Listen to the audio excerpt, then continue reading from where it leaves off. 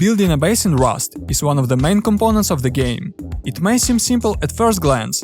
However, as you delve deeper into the details, you'll notice a lot of complex mechanics and features that you don't know about. That's why in today's guide, I'm gonna show you a 5-step method that will help you build the perfect base in Rust and take your game sense to the next level. Whether you're picking up the game for the first time or a professional builder, I guarantee you will learn something new from this video. But first, let's define the main points. Before you start building your base, you need to understand which features you need most. So let's go through the main ones. Simplicity, or the ease of building a base. This can be a key feature for solo or duo players, as building a large base can take a lot of time and resources, which may not appeal to everyone. It also means that the base can be easily expanded in the future without the need to break down some walls or make build-outs. Mobility, or ease of navigation around the base. The last thing you want is to be stuck in a doorway because there's no room inside, or constantly fighting with your teammates because they're blocking the way out of the base.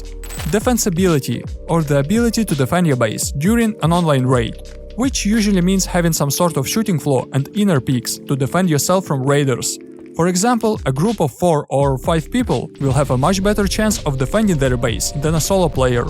So for medium or large groups, it makes much more sense to build a huge shooting floor with peak downs, inner peaks and multiple external TCs to repel your base. And finally, raid costs. The more explosives your enemies use to get to your TC or the main loot, the better. After all, there is a good chance they won't have enough explosives and will just leave your base alone. When you combine these features, you will end up with a perfect base. However, you can't have them all at once, so you need to keep in mind what your focus should be while building your base. Needs can be different from person to person. As I said before, it's better for a large group to be able to protect their base and also have high mobility inside, while solo or duo players will prefer the simplicity of building with high offline protection and high raid cost. You can achieve this by using bunkers, which we'll talk about a bit later. So depending on your playstyle and the size of your group, you should be able to decide which features you need and which you can ignore. Once you've decided which base you need, go to YouTube and search for your perfect base. There will be thousands of different bases available for both solo players and clans. Or you can use my playlist with all the bases I've built and used. But even with all this information, you can't build a base without knowing the basics. So let me explain the main aspects of building in Rust. And the first thing we're gonna talk about is the TC. I'm sure professional builders will tell you that they know all about TCs, but in reality, they don't. Here's a simple example. Right in front of you is the most useless TC in the game. Why is it useless? That's literally because it doesn't have a building zone. I'm serious, look for yourself. I can authorize in this TC, but I can't build or upgrade anything here. I can't even lock my own TC. But that's not all. Here's an even crazier example. If I place a TC on this foundation, I can easily build up to someone else's base and check their windows, turrets, furnaces and boxes, even though there's another TC inside. The only problem is that I can't build inside this base, because it belongs to someone else. Well, I hope you're interested, so let me finally explain how it works. Here's an empty base with nothing inside it, and it doesn't matter who built it or when. As long as there's no TC in that base, it's unprotected.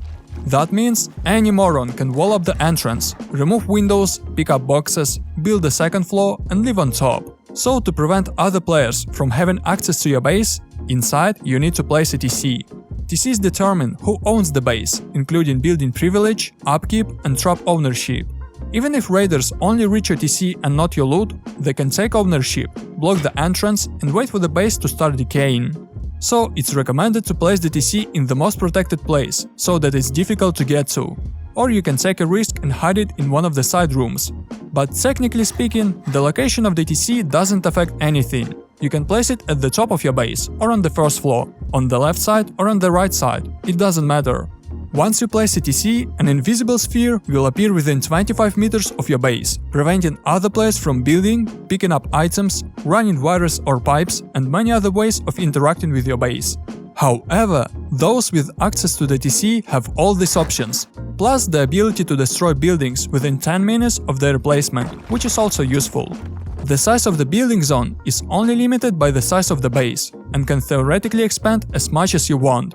You can place a TC and build foundations from it across half the map, and on the other side of the map, you still have the building privilege from that TC.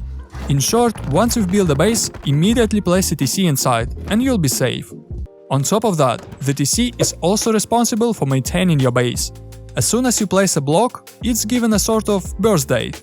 From that second on, every 10 minutes, that block will decay if there are no resources in the TC from which that block was built.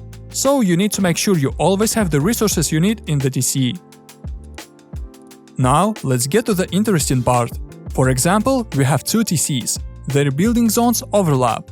Who do you think can build in that area in the middle? It's simple. The foundation that was built first will be more important than the one that was built later.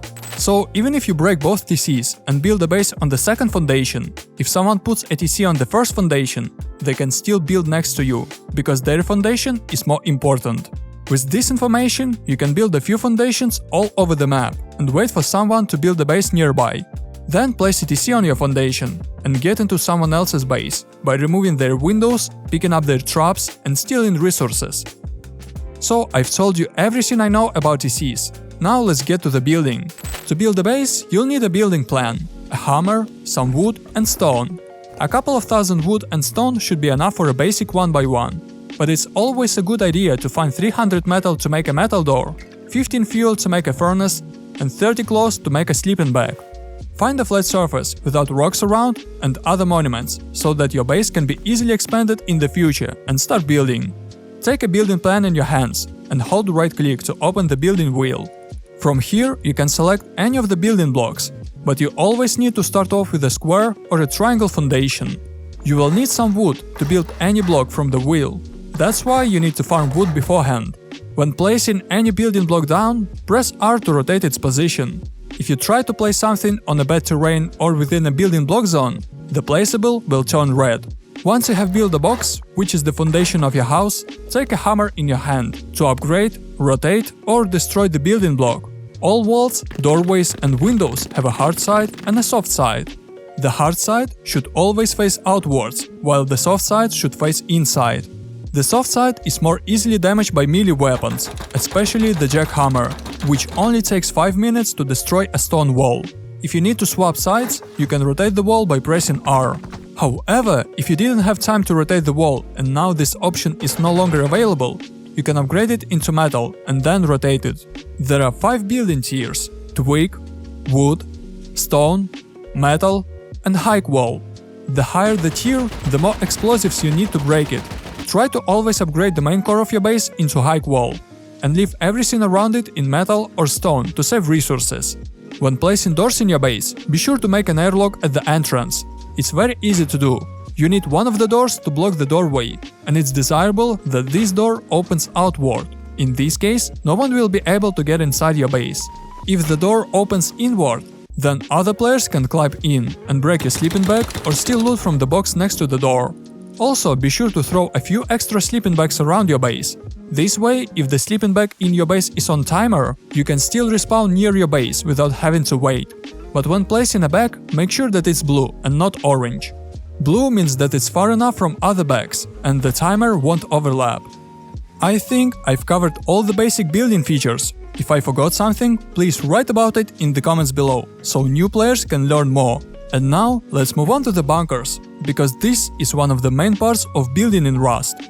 Thanks to the bunker, you can increase the raid cost of your base many times over, without spending a lot of resources. I already have a video on my channel showing all the bunkers that are currently working, so be sure to check it out.